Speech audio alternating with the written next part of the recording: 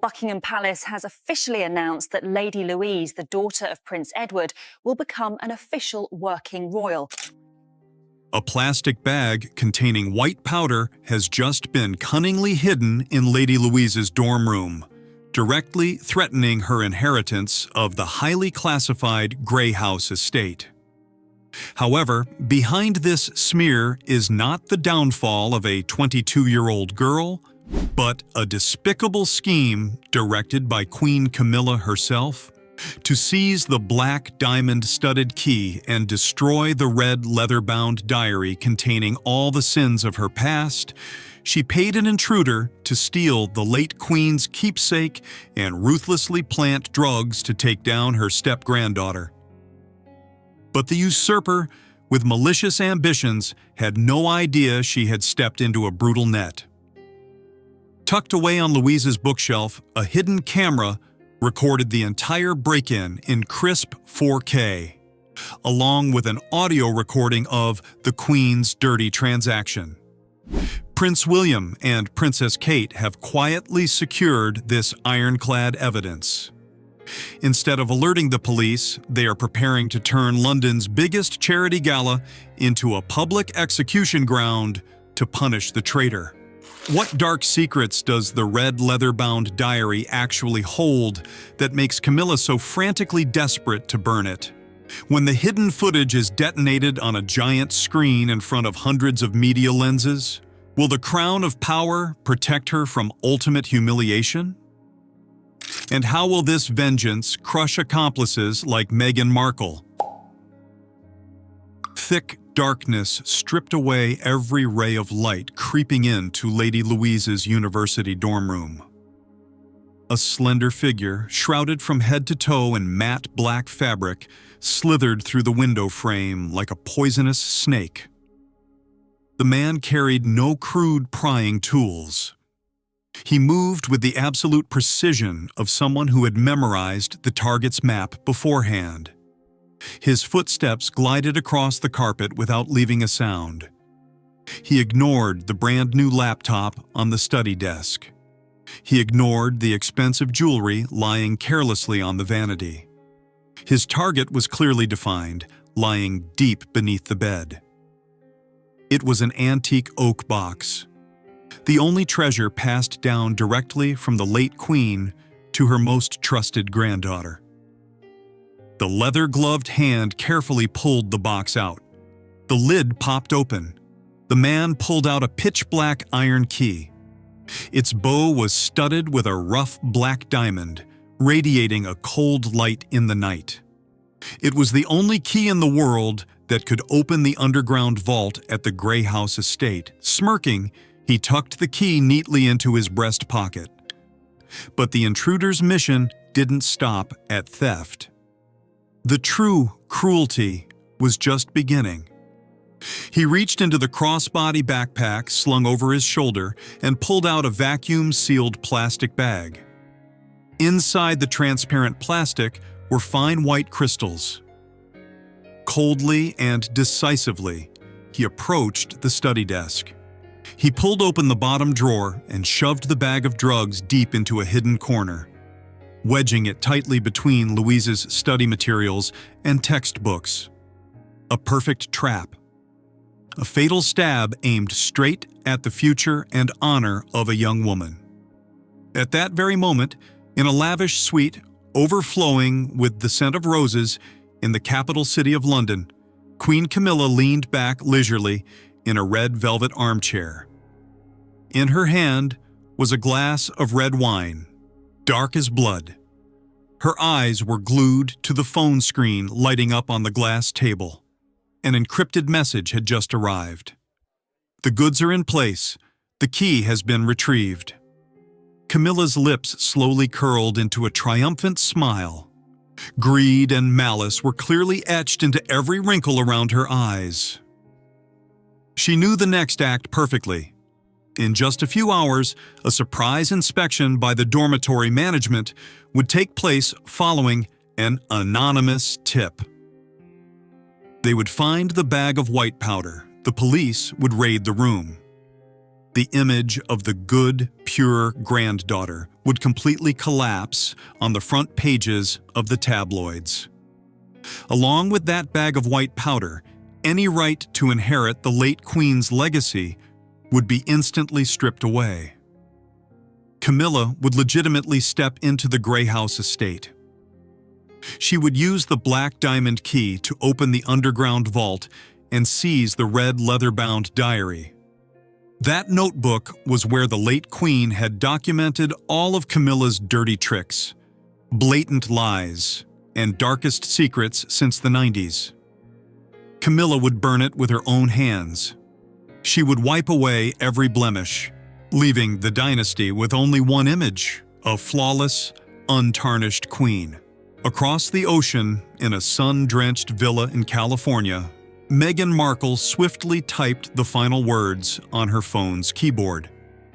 She had just posted a blurry photo of a cup of tea with tranquil gardens in the background.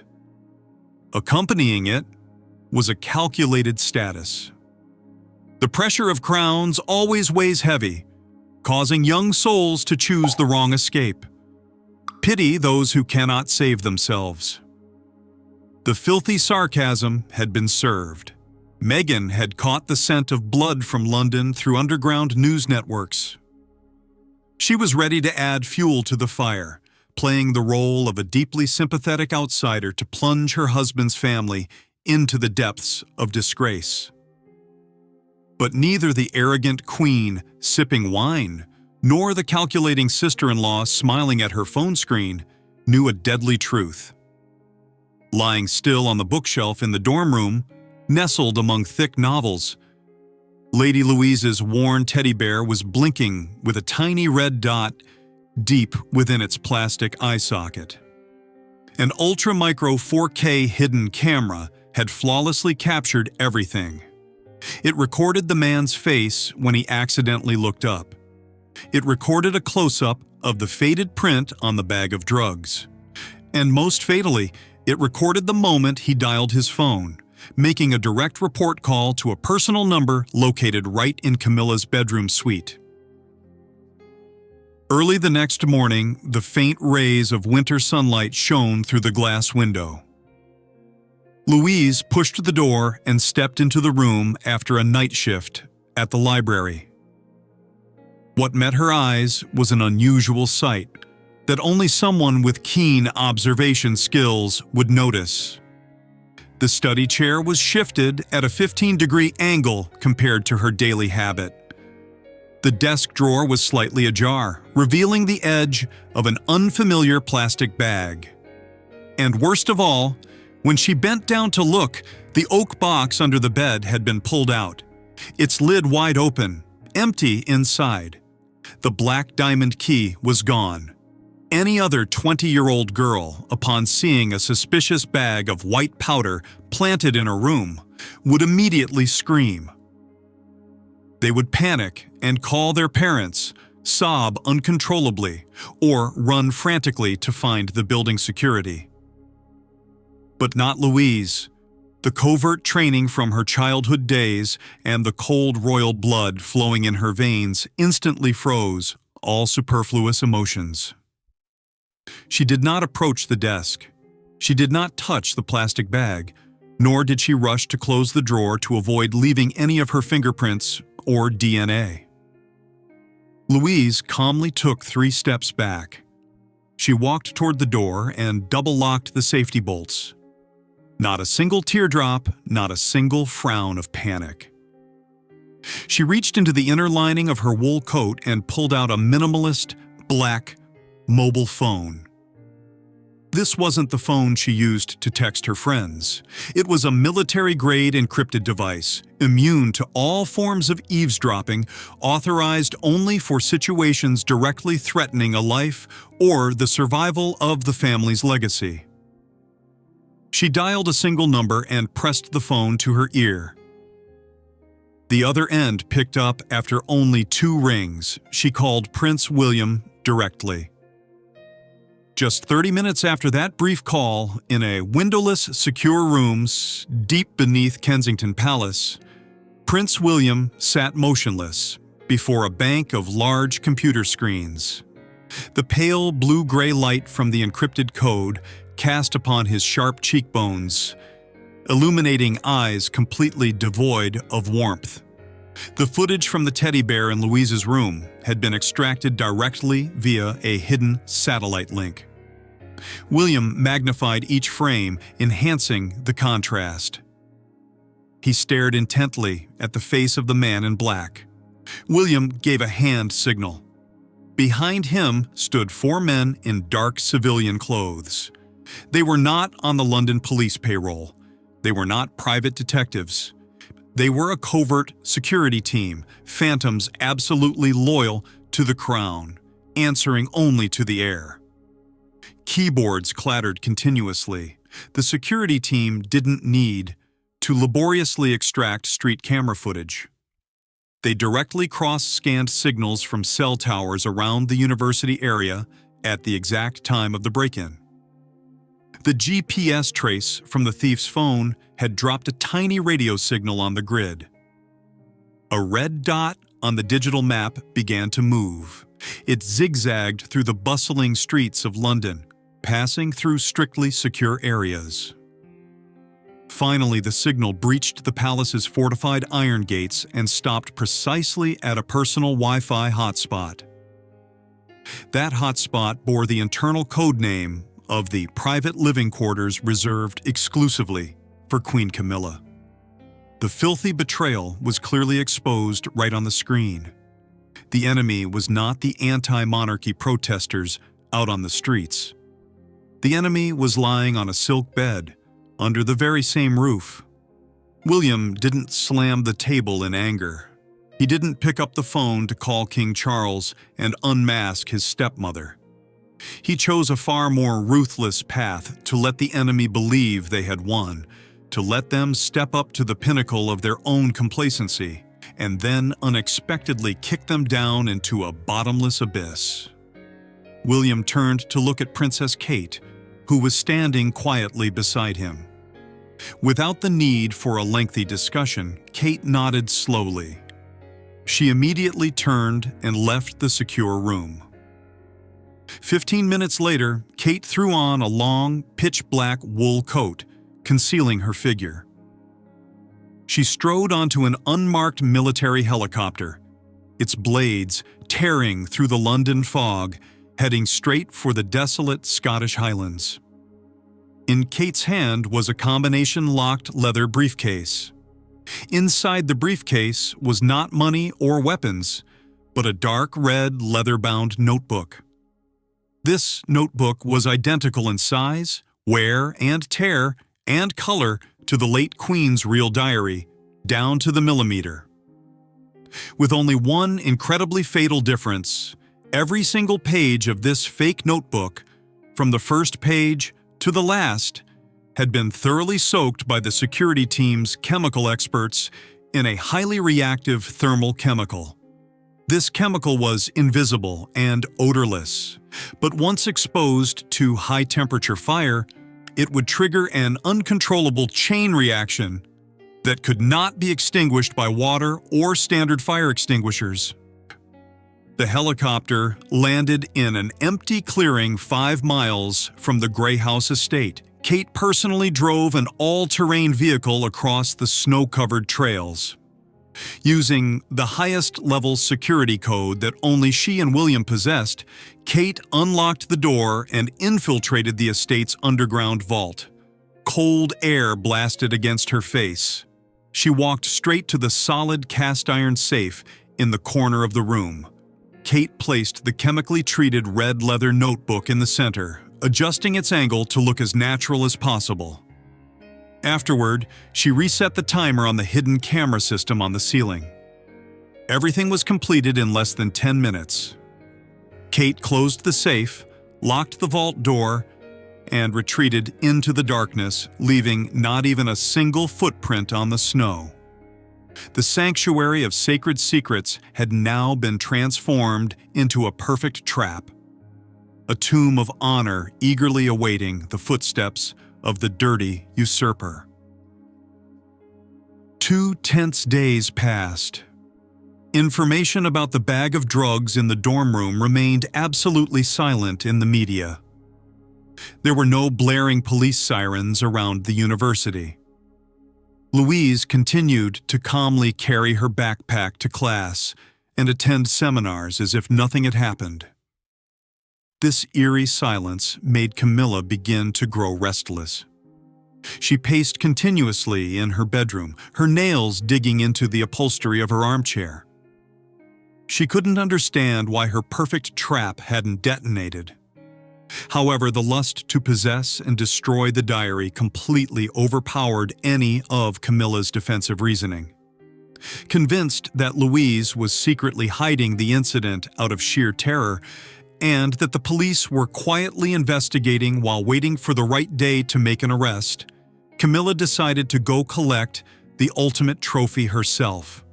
She couldn't wait a second longer, using the excuse of needing absolute silence to mentally prepare for an important speech at the weekend charity gala. Camilla dismissed her entourage. She hid the black diamond key deep within the lining of her thick mink coat. For the first time in years, Camilla personally drove a high-clearance SUV, plunging straight into a blinding blizzard, heading north toward the Gray House estate. The estate's heavy oak door creaked open. Camilla pushed it open and stepped inside, shaking off the accumulated snow from her shoulders. She didn't turn on the main lights, using only a flashlight to guide her way down the stairs leading to the freezing underground vault. She walked with the arrogant demeanor of a victor, her wrinkled eyes gleaming with an extreme thirst for power. Inserting the diamond-studded key into the steel lock, Camilla twisted her wrist forcefully. A harsh, dry metallic clank echoed. The door of the safe popped open, releasing a rush of cold air. And there it was. The red leather-bound diary lay motionless in the dark corner, silent like a mute historical witness. Camilla lunged for it with both hands. Her diamond-ringed fingers trembled as they stroked the textured leather surface. She caressed it as if petting a precious piece of jewelry. She believed this was the end of all her fears. This was the proof that every dirty trick and cruel scheme she had ever used to climb to her current position would vanish from the earth forever. The massive fire-brick fireplace in the corner of the vault was blazing brightly. Oak logs crackled, radiating a face-burning heat. Camilla stepped closer to the fire, the dancing, crimson flames reflected on the queen's face, which was overflowing with malice. She stared into the fire, her lips twitching into a savage smile.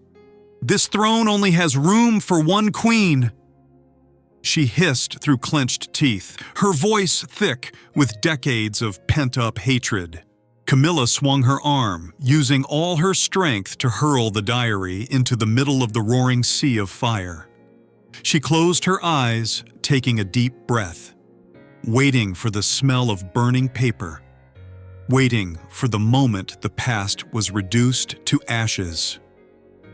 But what happened next was beyond all boundaries of her comprehension and calculation. The moment the leather cover met the extreme heat of the fireplace's core, the chemical Kate had pre-soaked instantly activated its reaction. The notebook did not burst into ordinary orange-yellow flames. Instead, it emitted a deafening, piercing hiss, then suddenly exploded into a blinding cloud of emerald green smoke, as thick as some evil potion.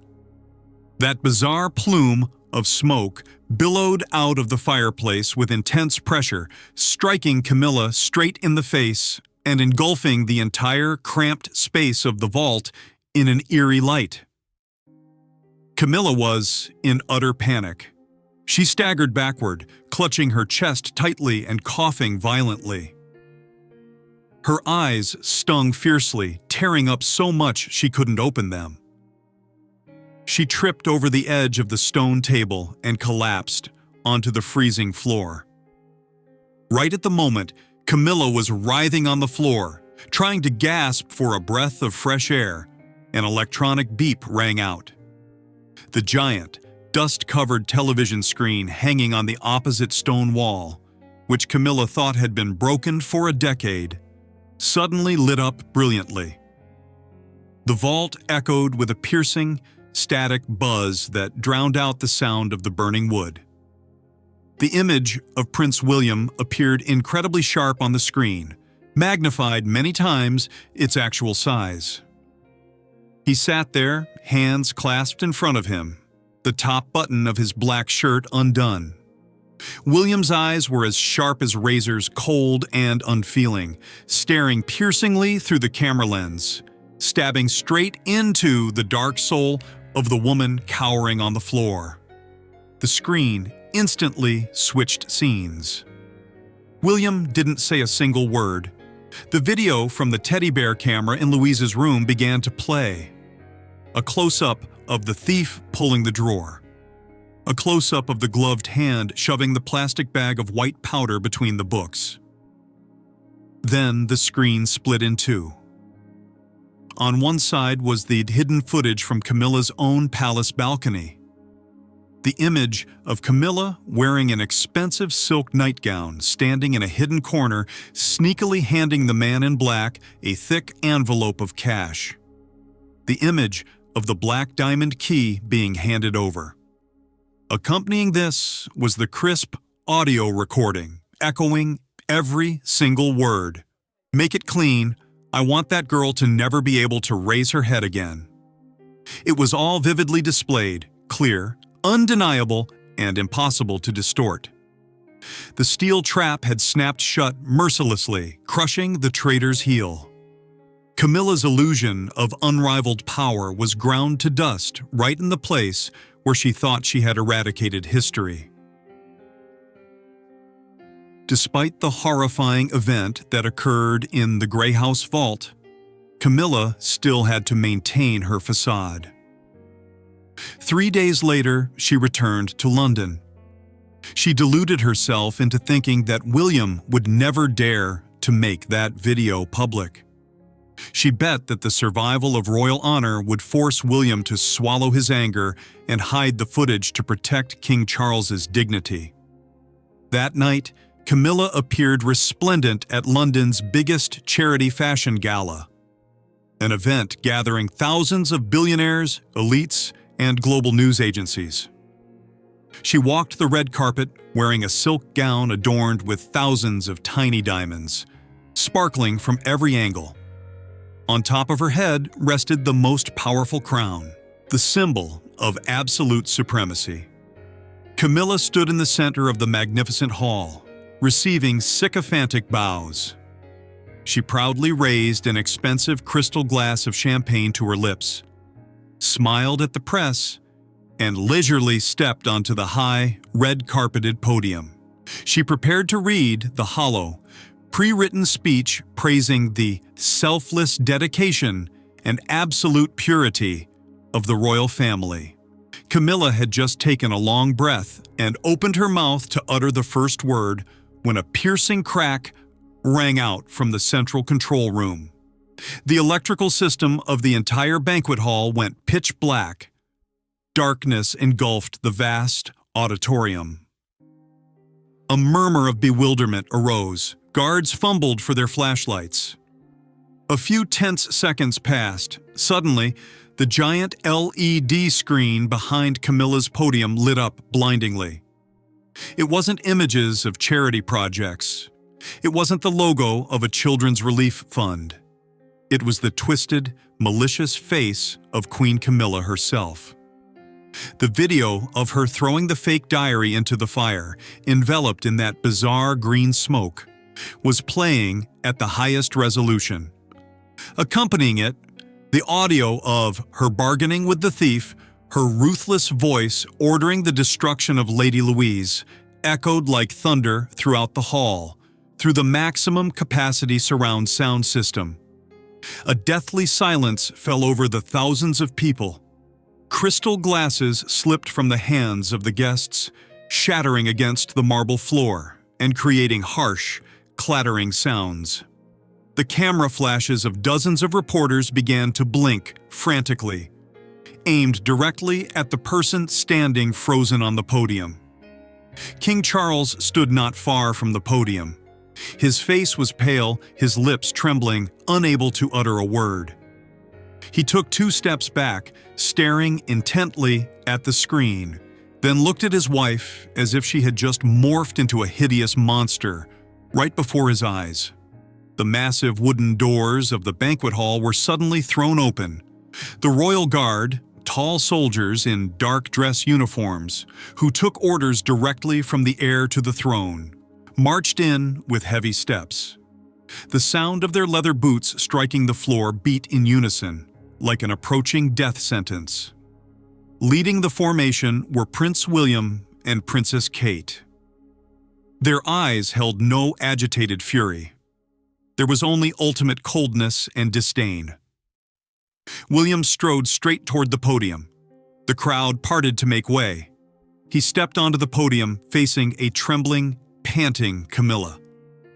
Without a single superfluous accusation, without a single question, William merely signaled with a cold jerk of his chin. 2 muscular guards stepped up, flanking Camilla. Ignoring her weak resistance, her powerless slaps, and her hoarse, deranged screams, one guard swung his arm and coldly unfastened the sparkling diamond crown from her disheveled hair. The crown was taken away right in front of hundreds of lenses and thousands of stunned eyes of the elite. She was seized by both arms, lifted off the ground, and dragged out of the hall. There was no privilege, no dignity. Camilla was dragged straight to an unmarked, pitch-black armored SUV waiting outside the door, its engine roaring, tearing through the London night. The punishment for the thief who harmed a blood relative was not a public trial where she would have the chance to use lawyers to defend herself. The punishment was a brutal, absolute exile. The car sped into the night, taking her to a completely isolated wooden cabin at the extreme edge of the territory, surrounded by dense forests and cliffs. There were no servants, no television, no communication devices. An invisible iron cage buried the traitor, permanently wiping her name from every public event of the dynasty. Thousands of miles away in California, Meghan Markle frantically flipped her desk and smashed her expensive phone as millions of social media users flooded her personal page. The once sarcastic photo of the teacup now became ironclad. Evidence of dirty complicity and unprovoked malice. Her email inbox constantly pinged with new messages. Major brand partners and television networks continuously sent notices unilaterally canceling contracts right in the middle of the night. Projects were defunded, invitations were revoked. The career and image built over years collapsed into ashes, pushing her into humiliating isolation, with no one daring to stand up to defend an accomplice who had smeared the reputation of an innocent girl. Returning to the silent palace after the storm, Lady Louise stood quietly by the window of the reading room. In her hands, the real red leather-bound diary, the one that had just been personally retrieved by William's security team from an ultra-secure underground safe in a Swiss bank, remained intact, without a single scratch. Its yellowed pages still lay peacefully, carrying the weight of history. The thief had been stripped of her crown, and the legacy had safely returned to its rightful place. How will King Charles face the fact that the woman he protected at all costs had her crown stripped away and was mercilessly exiled by his own biological son? Will the fatal rift between the king and the heir ignite a new civil war right in the heart of Buckingham Palace? Share your thoughts with us in the comments section. Remember to like, share, and subscribe for more. Also, click the next video showing on your screen. You will enjoy it.